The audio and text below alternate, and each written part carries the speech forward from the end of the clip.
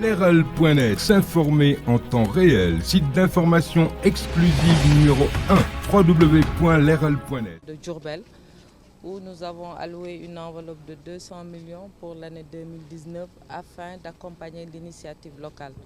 Ce qu'il faut noter dans ce CRD-là, c'est que nous avons eu beaucoup de recommandations et d'avis de la part des acteurs, des promoteurs du secteur sur les difficultés qu'ils rencontrent, notamment par rapport aux conditions d'accès au financement, par rapport à l'accès parcellaire au financement, puisque d'aucuns estiment que c'est souvent les mêmes groupements qui reçoivent les financements au détriment d'autres groupements.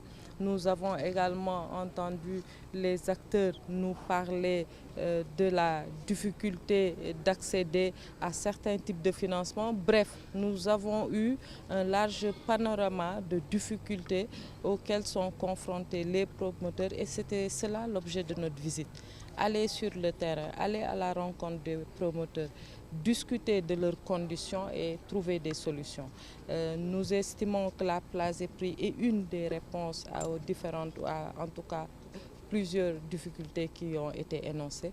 Maintenant, il s'agira pour le ministère de voir en rapport avec l'association des professionnels, mais également sur la base des succès que nous voulons, parce que souvent également, il y a des financements qui sont octroyés et qui ne donnent pas les résultats escomptés. Donc nous verrons ensemble comment pallier à cela, comment avoir un fonds de garantie qui peut faciliter l'accès aux bénéficiaires, comment également avoir des séances d'éducation financière. Oui, c'est plus nous avons échangé autour des difficultés, parce que dans toute action, c'est dans la difficulté que les choses avancent. Et c'est pourquoi nous sommes satisfaits, parce que nous venons pour apporter des solutions. Les solutions que nous devons apporter doivent correspondre aux besoins et aux attentes des promoteurs.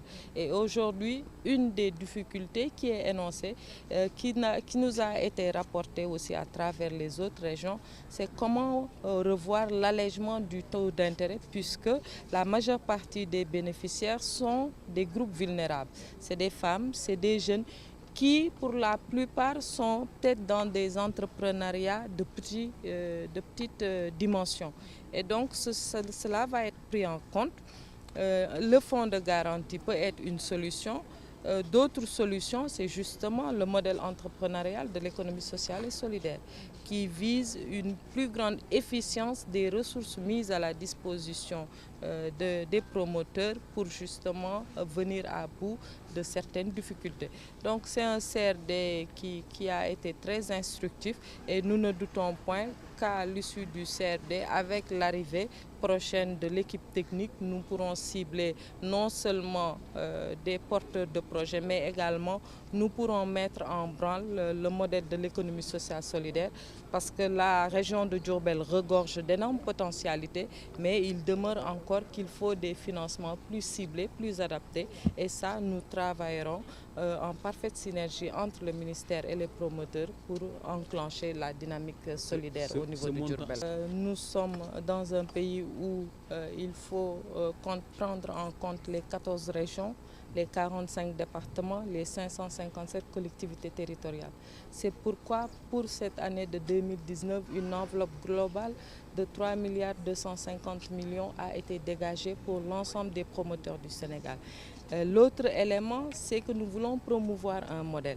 Et pour promouvoir un modèle, forcément, il faut commencer par une phase d'expérimentation. Donc c'est pour la phase d'expérimentation que les différents montants sont dégagés.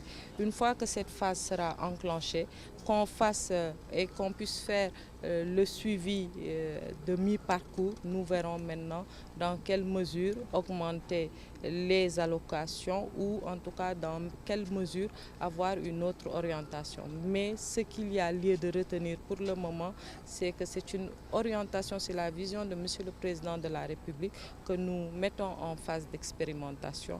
Une enveloppe de 200 millions nous paraît être une bonne enveloppe pour cette phase-là. L'unité de paiement, c'est surtout laissé à l'appréciation des systèmes financiers décentralisés, parce que l'État n'a pas vocation de traiter directement avec des acteurs. Nous passons par des mécanismes et pour cette mise à disposition de ce financement, le mécanisme se fait à travers le système financier décentralisé.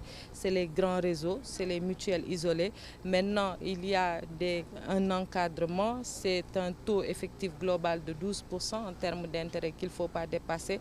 C'est également une cible prioritaire femmes et jeunes qui bénéficient d'un petit rallongement par rapport aux montants qui sont alloués. Et donc le cadre est globalement fixé par les SFD. Donc c'est à ce niveau-là que le remboursement et les taux également, ça dépend.